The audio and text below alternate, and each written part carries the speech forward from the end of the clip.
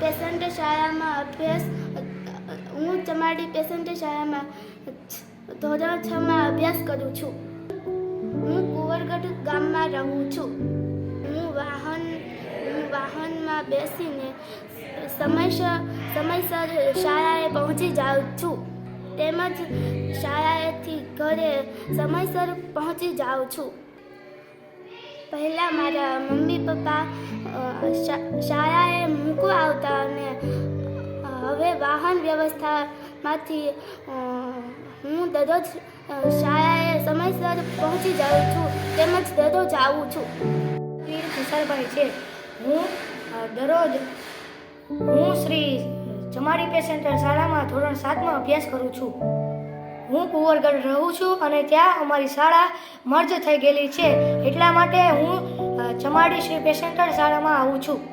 Transportation સુવિધાથી મારા mummy અને મારા પપ્પાએ મને દરરોજ મૂકવા અને લઈ જવા આવવું પડતું નથી.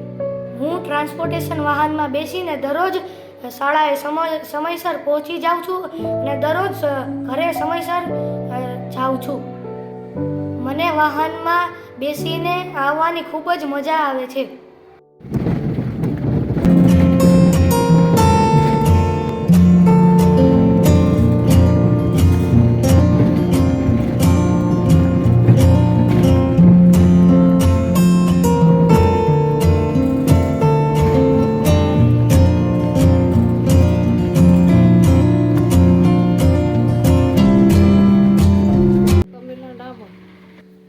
અમે ધાબા જિલ્લા મધ્યપ્રદેશના રહેવાસી.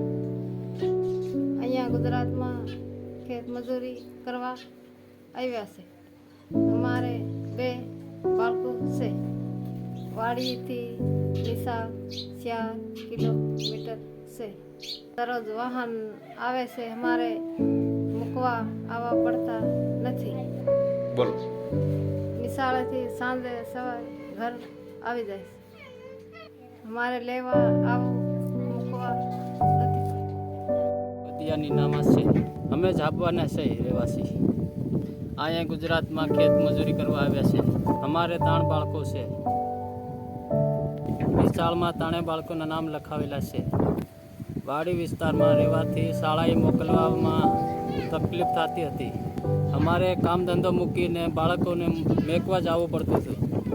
વાહનની સુવિધા થયા પછી ટાઈમે બાળકો ઘરે પહોંચી જાય છે. સાંજે પાછા વાહનમાં ઘરે આવી જાય છે. બાળકોને પણ ખૂબ મજા આવે છે. અમારે વાડીનું કામ મૂકીને મેકવા જવું પડતું નથી. સાહેબ શ્રીનો ખૂબ ખૂબ આભાર.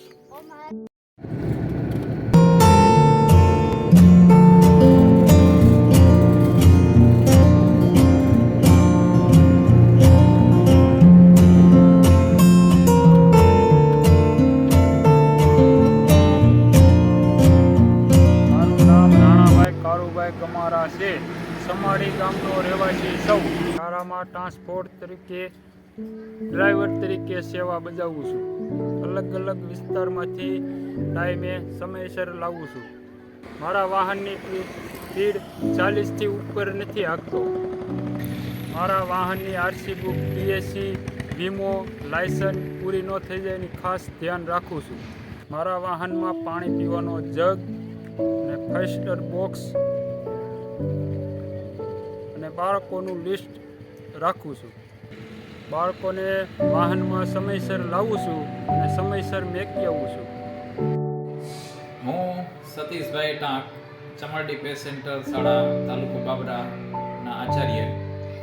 અમારી શાળામાં વર્ષ 2020-21થી ટ્રાન્સપોર્ટેશન સેવા શરૂ કરવામાં આવી છે. અમારી શાળામાં લગભગ 70 જેટલા બાળકો અત્યારે લાભ લઈ રહ્યા છે, જે વાડી વિસ્તારમાંથી આવે છે. આ બાળકો મધ્યપ્રદેશમાંથી અને દાહોદ વિસ્તારમાંથી આવે છે. એ બાળકો પહેલાં આવતા હતા, ઘણા બાળકો આવતા હતા, પરંતુ એમના આવવાનું પ્રમાણ તો પણ ઓછું હતું, કેમ કે એમના વાલીઓને વાડીના કામથી સમય લઈ અને શાળાએ મૂકવા આવવું પડતું હતું, પાછું લેવા આવવું પડતું હતું. દૂરનો વિસ્તાર હતો, વાડીનો વિસ્તાર એવો સુમસામ રસ્તો છે, તો એવા વિસ્તારમાંથી એમને સમય કાઢીને આવવું પડતું. તો ઘણા બાળકો એના કારણે થઈને શાળાએ નહોતા આવતા. હવે જ્યારે અમે અને એસએસએના સહયોગથી આ ટ્રાન્સપોર્ટેશન સુવિધા શરૂ કરી છે. તો આજે જે બાળકો લાભ લઈ રહ્યા છે એમના વાલીઓને શાળાએ ધક્કો નથી થતો. અમારી શાળામાં અત્યારે 2 વાહનો ચાલે છે. બંને ડ્રાઈવર સમયસર એમને બાળકોને પ્રાર્થનાના સમયે હાજર કરે છે અને શાળા છૂટે ત્યારે 5 થી 5:15 થી 5:30 સુધીમાં એ બાળકોને એમના ઘરે પહોંચાડી દે છે. તો એ બાળકોના વાલીઓ પણ અમને અવારનવાર મળતા હોય છે અને કહેતા હોય છે કે આ સુવિધા બહુ સારી છે, અમને એનો સારો એવો લાભ મળી રહ્યો છે અને શાળા પરિવાર અને સૌ આ ટ્રાન્સપોર્ટેશન સુવિધા માટે આભાર વ્યક્ત કરે છે. અસ્તુ. નમસ્કાર મિત્રો, હું સોલંકી પંકજ કુમાર, AR&V કોઓર્ડિનેટર, બાબરા, જિલ્લો અમરેલી. આજ રોજ બાબરા તાલુકાની ચમારડી પ્રાથમિક શાળામાં ચાલતા ટ્રાન્સપોર્ટેશન સેવાની મુલાકાત કરવામાં આવેલ. આજ રોજ ટ્રાન્સપોર્ટેશન સેવાની મુલાકાત દરમિયાન આ શાળામાં 70 બાળકોની ટ્રાન્સપોર્ટેશન સેવાની મંજૂરી આપવામાં આવેલી છે. આ ટ્રાન્સપોર્ટેશન સેવામાં લાયસન્સ, વીમો, PUC, ડ્રાઇવિંગ લાયસન્સ આ બધી તમામ ડોક્યુમેન્ટો આજ રોજ ચેક કરેલ તેમજ ડ્રાઈવરના વાહન જે વ્યવહાર છે, વાહન વ્યવસ્થા છે તેમાં પાણીનો જગ, ફર્સ્ટ એડ બોક્સ અને બાળકોનું લિસ્ટ તે પણ ચેક કરવામાં આવેલ. અને આજે જે બાળકો જે વિસ્તારમાંથી આવે છે તે વિસ્તારની મુલાકાત કરતા તેમના બાળકોના વાલીએ એવું જણાવેલ કે જ્યારે ટ્રાન્સપોર્ટેશન સેવા ચાલુ કરવામાં આવેલ ન હતી તે દરમિયાન અમારે બાળકોને પોતાની અમારી જે ખેતમજૂરી છે તેનું કામ છોડીને અમારે દરરોજ મૂકવા માટે આવવું પડતું હતું.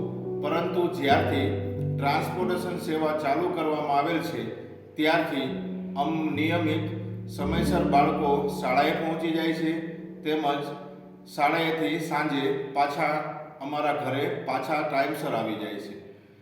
શાળાના જે આચાર્યશ્રી છે તેમણે પણ એવું જણાવેલ કે આ ટ્રાન્સપોર્ટેશન સેવા થકી બાળકો દરરોજ સમયસર શાળાએ આવી જાય છે અને સરાસરી જે હાજરીનું પ્રમાણ છે તેમાં ખૂબ જ મોટો વધારો થયો છે અને શાળામાં જે આપણો ડ્રોપ આઉટ રેશિયો હતો તેમાં પણ ઘણો બધો ઘટાડો થયેલો જોવા મળેલ છે.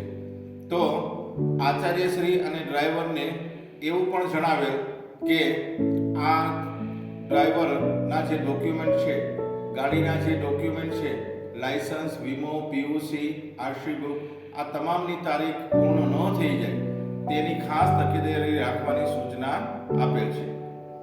આભાર. અસ્તુ.